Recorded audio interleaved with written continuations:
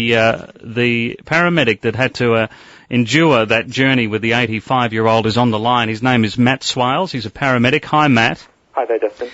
Thank you for talking to us. Look, the critics will say that you're part of an industrial dispute and that you're looking for ammunition and that you're trying to fire it where you can, and we'll get to that in a moment. But if you could, give us the details of what happened on Tuesday. Yeah, I just need to correct you. We didn't go to 7 hospitals. So first of all, we loaded to Frankston Hospital, and when we pulled up at the hospital, they just went on bypass as we arrived. Right. So for Hank, who said that if we'd been triaged and she had a cardiac problem, she'd go straight in, we never even got in the door of Frankston Hospital. Yeah. We stopped in the driveway. I talked to the managers, and because Frankston was on bypass, Monash was on Hughes, which means they're really not taking patients. Yeah. Dandenong had 8 trucks outside it. But was on bypass. Yeah, but there were 7 hospitals that you had attempted to put this woman into and could not. So you either went there electronically to find out if you could take her there, or you went there physically. So we checked it out and they were all on bypass. So we reloaded to Knox Private Hospital, and in the 25 minutes it took us to drive there up the freeway. When we arrived and went in the door, they told us they were now on bypass and we had to reload. So it took me another 20 minutes there trying to find a hospital again. And then I was directed to Maroondah Hospital, who triaged me very quickly and were very good. But because they also decided that she needed a cardiac monitored bed in a more acute part of the emergency department, we waited for an hour in the department there while an appropriate bed came available for her.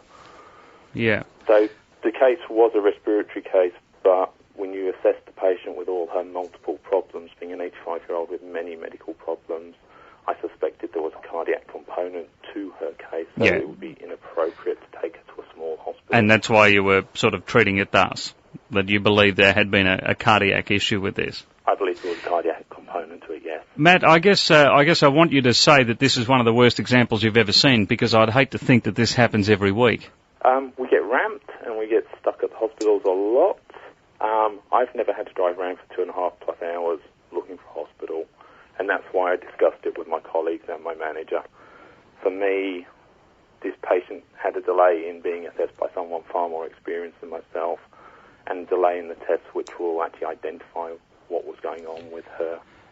And for you, having to deal with this and being with this woman the entire time, what do you see as the essence of the problem? Is it the lack of resourcing with the paramedics, or is it a problem with the hospitals, or are we putting all these things together and we come up with the giant mess that we have? It's a failure of the whole system across the board, a lack of political will on anybody's part to actually look at the long-term process and get the different parties to talk to each other.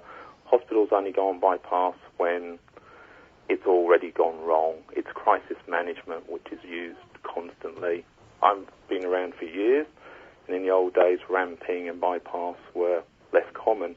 Now, the younger people coming into the service and into nursing actually think it's normal, and it's not. Yeah. It needs a political will to look at both the ambulance service and how we treat and transport people, and the hospitals and how they manage beds. Money would help in solving the problem, but that's not the only thing. It's a political will on the part of the people with power. Matt, thank you very much for talking to us. Thank you very much. Matt Swales, paramedic that was with an 85-year-old woman on Tuesday for 4 hours.